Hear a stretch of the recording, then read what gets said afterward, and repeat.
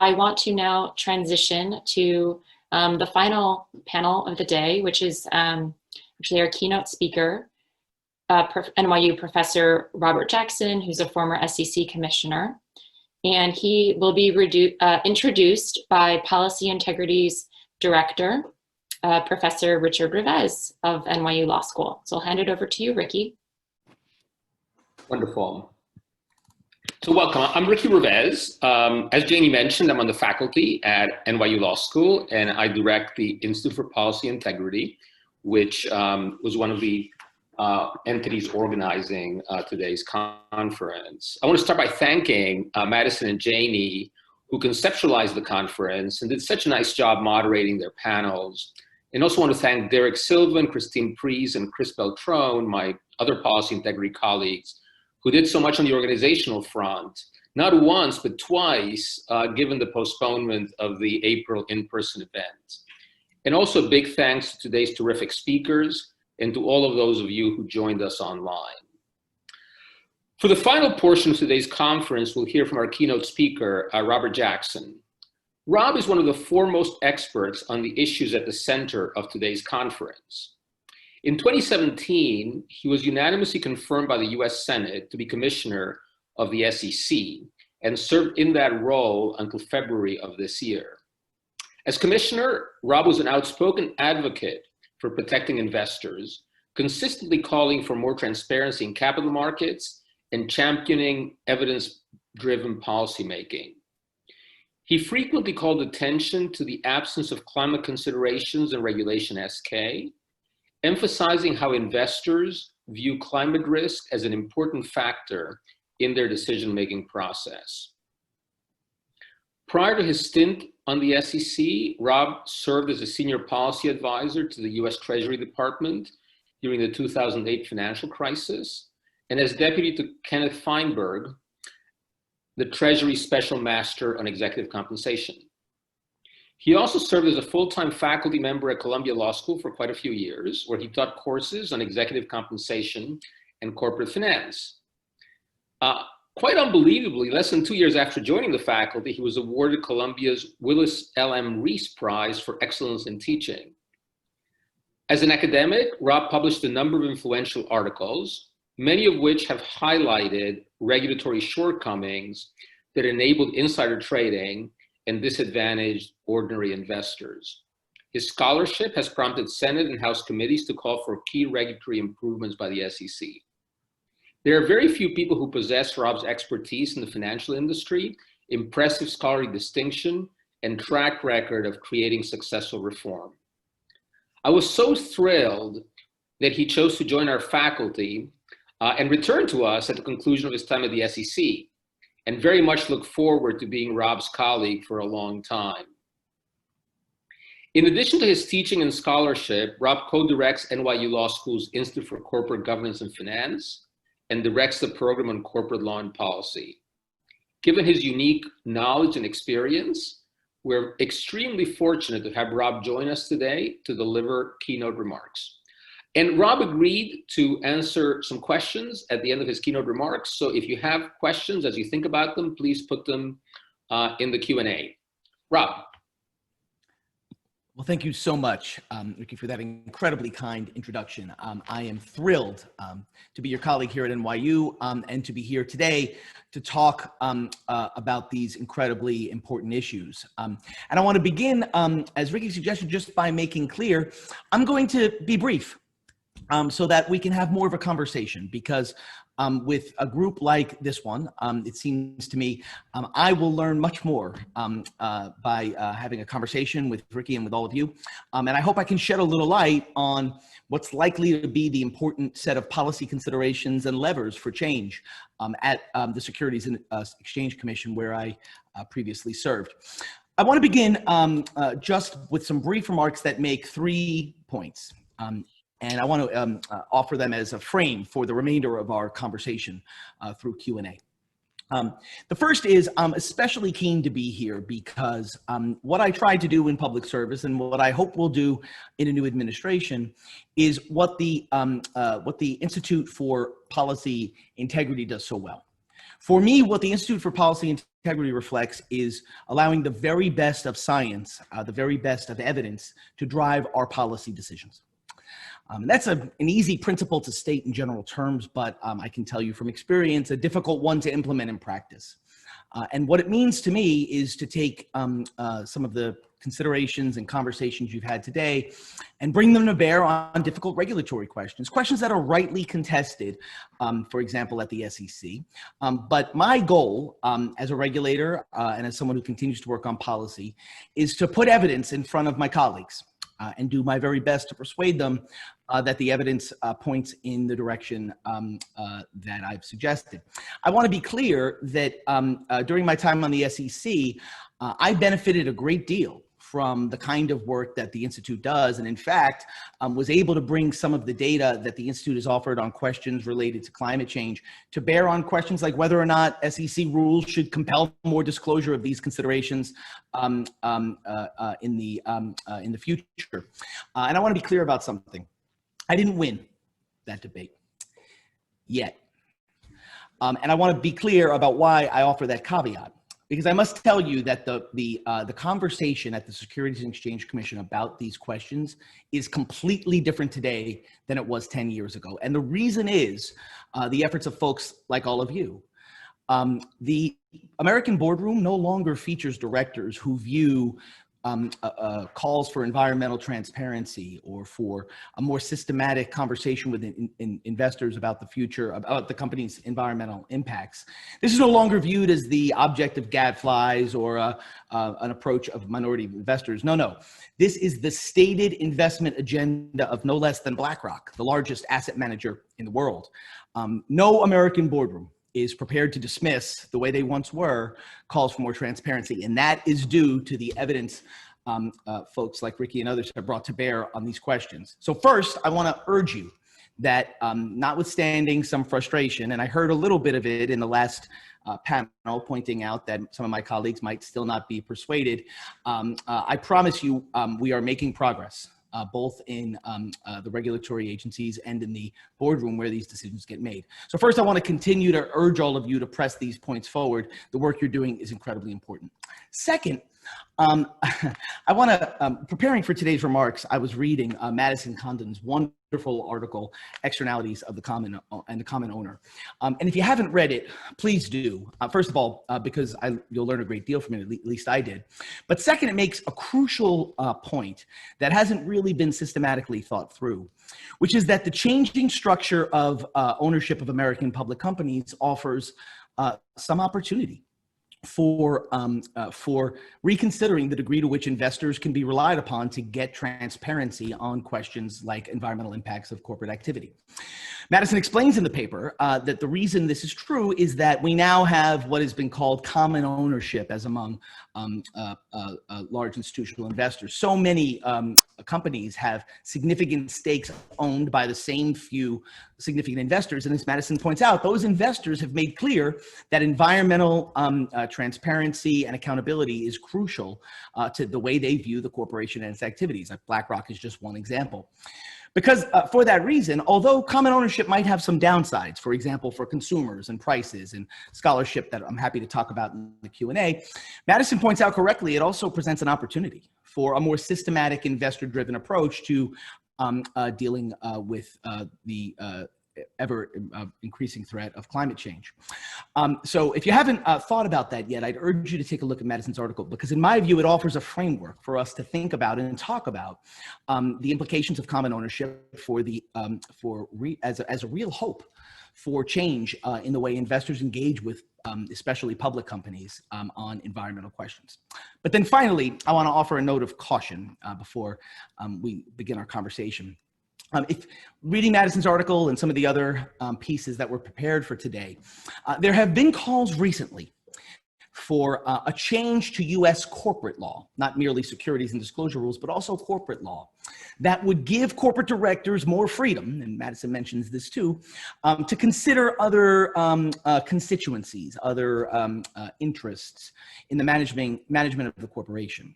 And that if we do this, that might lead to more desirable environmental outcomes.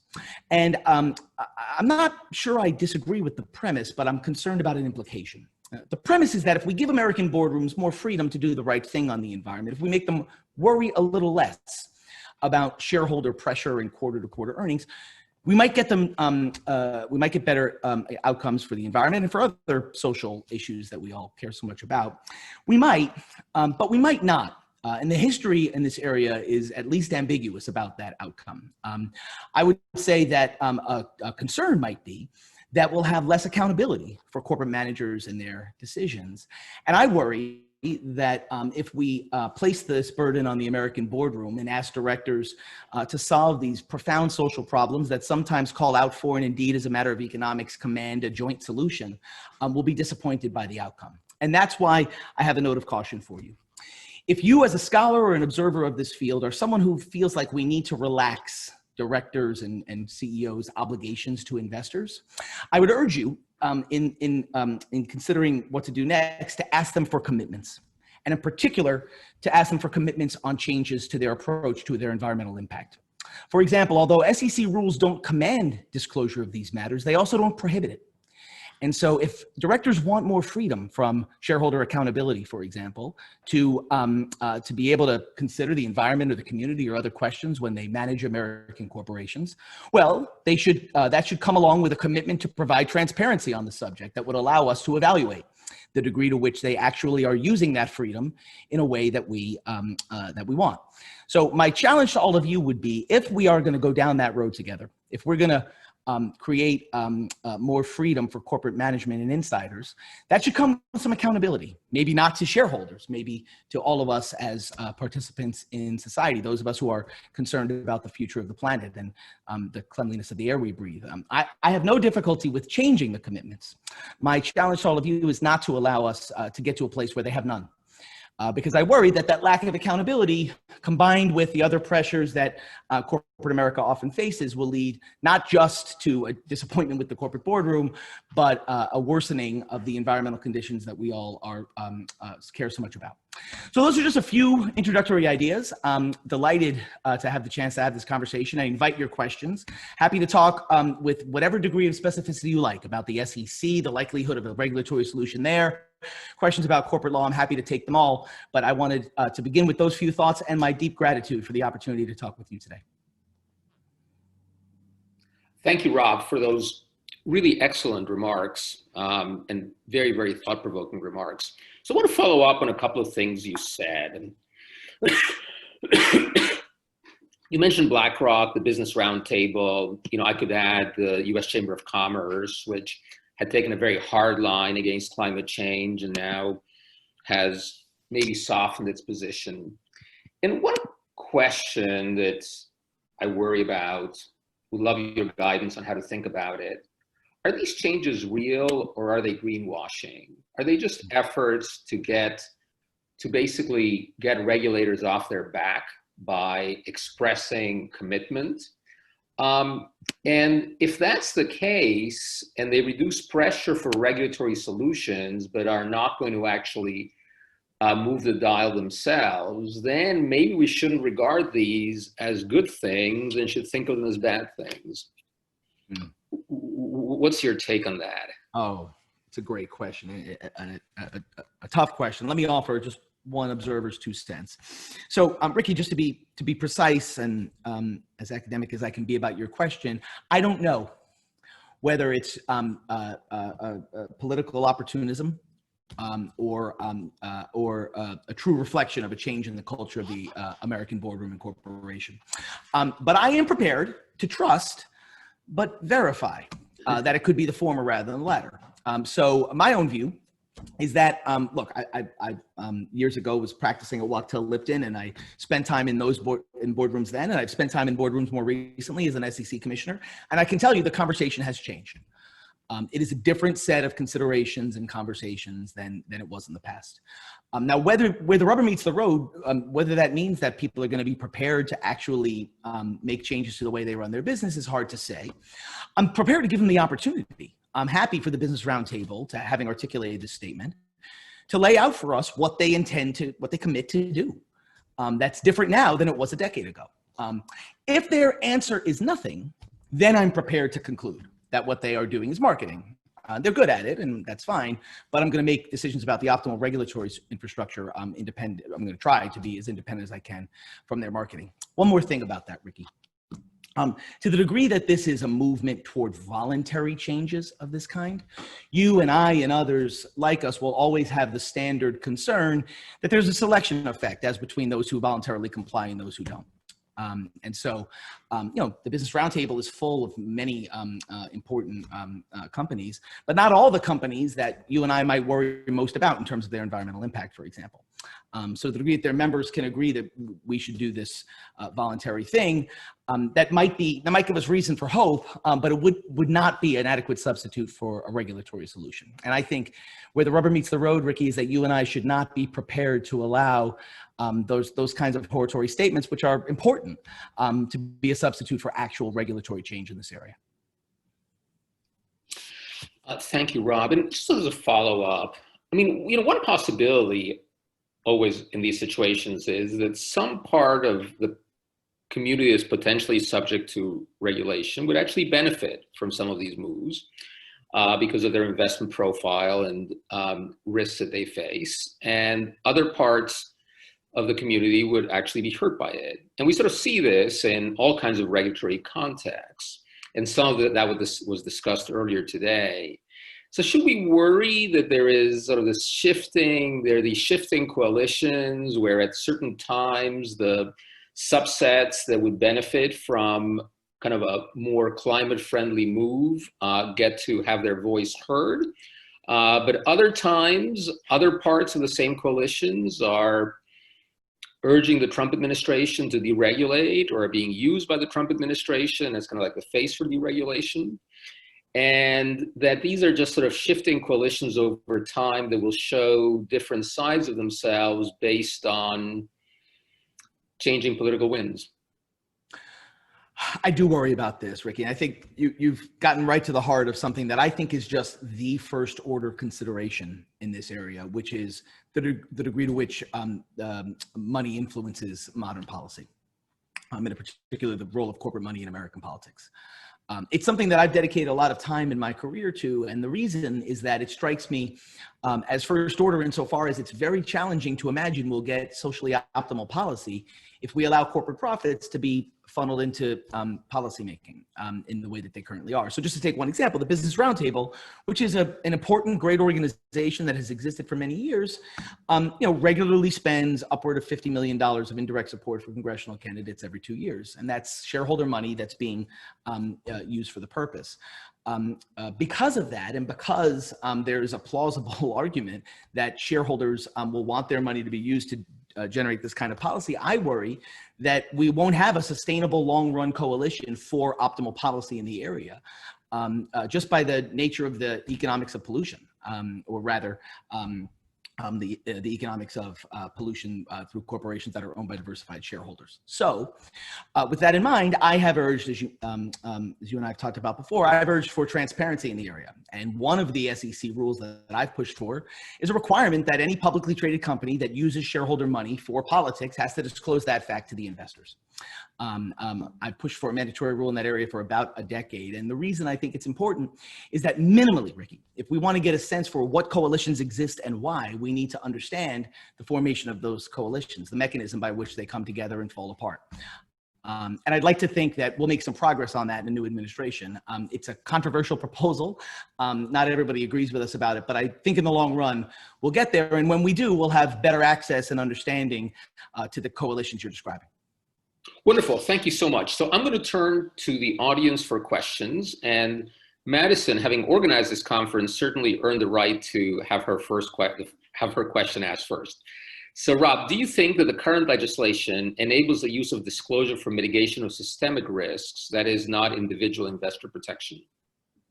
Oh, it's a great question. Thank you for that, Madison, and thank you for the wonderful article from which I learned a great deal today. Just to restate Madison's question, she says, Rob, does the law as it stands allow the SEC, for example, to mandate disclosure of systemic risks, for example, risks that companies are exposed to as a matter of climate change or others, or does it only require disclosure of firm specific risks? Madison, my own view is that it's not difficult at all to read the 34 Act as sufficiently expansive to encompass more systematic considerations. And in fact, the SEC has done that before. For example, in 2010, the SEC passed a rule requiring directors to disclose the degree to which systemic financial risks might affect the firm and its prospects, disclose systemic risks and its implications for the firm, the industry, and indeed the broader economy. Now, I want to say that because the SEC is an investor protection agency, there are those who would say that that kind of disclosure mandate's inappropriate and overbroad. But minimally, we should all agree that the SEC is also in a position to provide information to the marketplace about systemic risk and the kinds of risk that exist across the marketplace. Our Division of Economic Risk Analysis was initially designed to do just that, not unlike the Office of Financial Research that was designed to provide similar data to the marketplace. If I could snap my fingers and change one thing about the experience I had at the SEC and at Treasury, it would be that the government was better, more proactive, more aggressive indeed, about providing that information in the marketplace. For the life of me, I cannot understand why our Division of Economic Risk Analysis would not put out market updates once a week, would not offer analysis of various risk considerations. And when I was a commissioner, I frequently proposed that we do exactly that. The argument that I've heard against it, which continues to puzzle me, is that data that come from the government come with some kind of imprimatur that will be given undue weight by the market. The market alone should produce the information, goes the thesis. I don't understand this. I think if you believe in efficient markets and the government provides data that are uninteresting or not useful or incorrect, the market will discount them accordingly. Also, I have better faith in the government than to think they would ordinarily put out mistaken data. I think if one is for free markets, one should be for informed markets. And so for that reason, if I could change things at the SEC, I would push DERA to put out more frequent reports of that kind. I'm happy to report that they've begun to do some of that work, but it tends not to be the kinds of systemic considerations you and I are thinking about. They tend to be different kinds of risk measures. One more thing, Madison. If you haven't yet seen the CFTC's recent report on climate risk and its management in the commodities area, I urge that not just to you, but to all our colleagues today. In fact, yesterday, the institute that I co-direct with Ed Rock, the Institute for Corporate Governance and Finance here at NYU, we hosted the commissioner of the CFTC, my former colleague, Russ Benham, who is the author of that report. It is a striking assessment and indictment of the state of climate risk and its pricing in the market today. It includes a number of very important recommendations. My favorite is that the US fiscal policy system should take better account of this kind of risk, and talks in great detail about that. But Russ's real achievement is that it is a broad coalition that has signed this document. He has dozens of large institutional investors, participants in the commodities markets who have agreed that these things should be a priority. So I'm hopeful that the CFTC, SEC, and others will take a leadership role in this area. If we can get this kind of report coming out under this administration, I'm very hopeful about what we might be able to do in a different one. Great. We started a few minutes late, and I'm going to borrow some of Janie's concluding time so we can have some more questions. It's such a privilege to hear Rob's perspective. Here's another question. It involves international coordination among regulators. As corporations are active and raise funds on a global basis, should there be better coordination among regulatory agencies in different jurisdictions, Europe in particular? Oh, it's a great question. And Ricky, you know this. There's nothing better for a law professor than when someone asks a question to which you can simply say, yes. The question is, should there be better coordination given the international nature of financial markets? The answer is obviously yes. Let me give you an anodyne example that proves why that's right. So when I was on the SEC, a significant problem emerged for us, which is that my predecessors has failed to deal with an issue regarding investment analysts and the way that their research is paid for. The previous SEC could not come to agreement about how investors should pay for a research analyst report. So they didn't do anything. And the thesis was, having done nothing, we've done no harm. It's sort of a bizarre Hippocratic oath of deregulation, if you like. We've done no harm, and so we'll just leave a vacuum and nothing bad will happen. Of course, that's not what happened next. What happened next is that the European Commission adopted something known as MiFID II, a mandate requiring investors under certain circumstances to pay for that research. And sure enough, the failure of the SEC to act and allow Europe to move first soon found its way to American shores, where US investors ended up paying indirectly for European investors' analyst work. And we had to find a way to make that work. My argument for why the US should continue to be a leader is that we don't live in a vacuum anymore, and certainly not in financial markets. I don't know if it was ever true that a regulator could not act and hope that meant there'd be no change, but today it's not.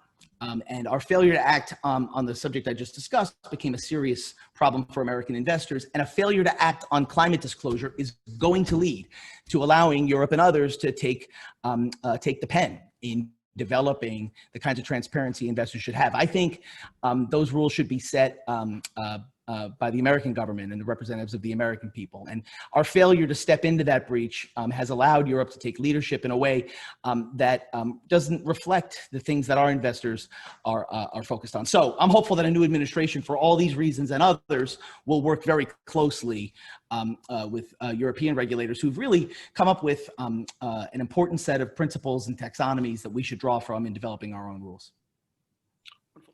Another question from the audience. Can you discuss the future of SK regulations and their relation to 10b-5 claims with the emergence of new climate information? Sure. So Regulation SK was is the rule that generally requires disclosure of, among other things, risk factors that companies face. And Regulation SK was recently revised, and that revision did not include any additional disclosure with related to climate risk. I and other commissioners were disappointed and dissented on that basis, as Ricky mentioned in his very kind introduction. Let me be very clear about this. I think that rule will be updated in the not too distant future to reflect environmental considerations. The only question is how. So Regulation SK, like many securities rules, is a principles-based disclosure regime. It suggests to management some principles they should follow in providing information, and then management makes a decision about exactly what to disclose on a firm and industry-specific basis. The problem with that, of course, is especially when it comes to questions like the environment, we worry that management's choices might not provide comparability or transparency in the way we want for investors. And for that reason, I'm hopeful that any future changes to Regulation SK will include some clear measures, some specific metrics that we can all agree are useful with qualitative disclosure next to them, and that those measures will provide investors a basis to evaluate the environmental impacts of the firms that they own. One more thing, you asked about Rule 10b. The pushback from the corporate side on this will be, if you make us disclose these things, we'll get sued if we're wrong. So first, I mean, don't be wrong is always a way to avoid the lawsuit, but put that to one side. Another way would be for us to provide some kind of presumption of regularity or safe harbor against that kind of litigation. And I have to tell you, I would not be against a regime that imagines a phased-in compliance period whereby issuers are provided the opportunity to provide disclosure in the first couple of years with minimal risk of suit, unless there's intentional wrongdoing, that would invite them to provide transparency and get comfortable with the new regime. I wouldn't be against that. It would have costs, of course. We might get less good disclosure, but my goal would be to move the market towards some clear measures. And what's so frustrating me about this is that we have quantitative measures that are imperfect, but have been developed over years, and that I think have real promise as a way to measure these kinds of questions. And I know you all have done research on this subject, but the Sustainable Accounting Standards Board, among others, have come up with measures that make a lot of sense for most issuers and are could easily be implemented by the SEC, and I hope they will. Thank you. We have a lot of questions in the queue, but have time for only one more. So here's the last one. Rob, your thoughts on the likelihood that voluntary corporate disclosures under various voluntary standards, CDP, Tcfd, et cetera, create additional legal obligations for 10K disclosures? It's a good question. What I think the questioner must have in mind is, well, given that many folks have already adopted the use of these measures, and there may be trends with respect to these measures, maybe the management discussion and analysis MD&A section should anticipate some of these trends and disclose them to investors. First of all, I agree. I think it's very possible that such a legal obligation exists. But here's my concern about it. I think very well-counseled boards of directors will hear from their lawyers, you should consider this, and may even provide the disclosure. But that's not where the rubber meets the road on the margin from a regulatory point of view. I'm not worried so much about the board that is asking that good question and getting a good answer. No, I'm worried about the firm with significant environmental impacts that will continue to ask lawyers until they get the answer they prefer.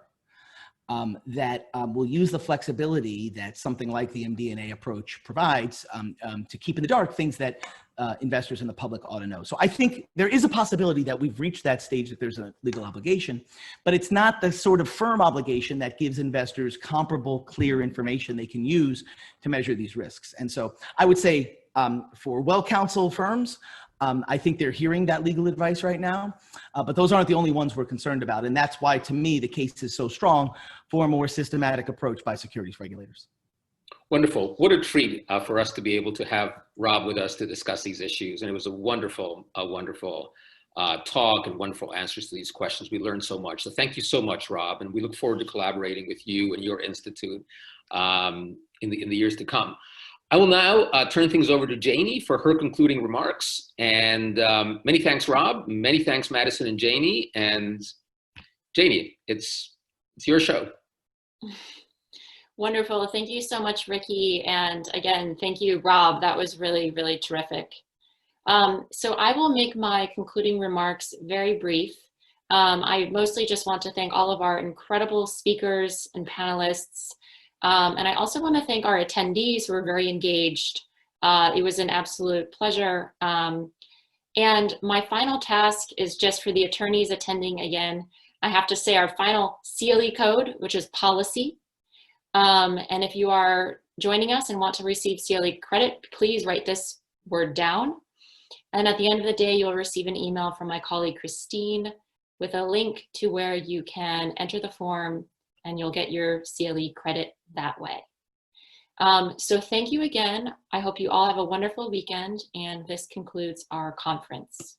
Take care.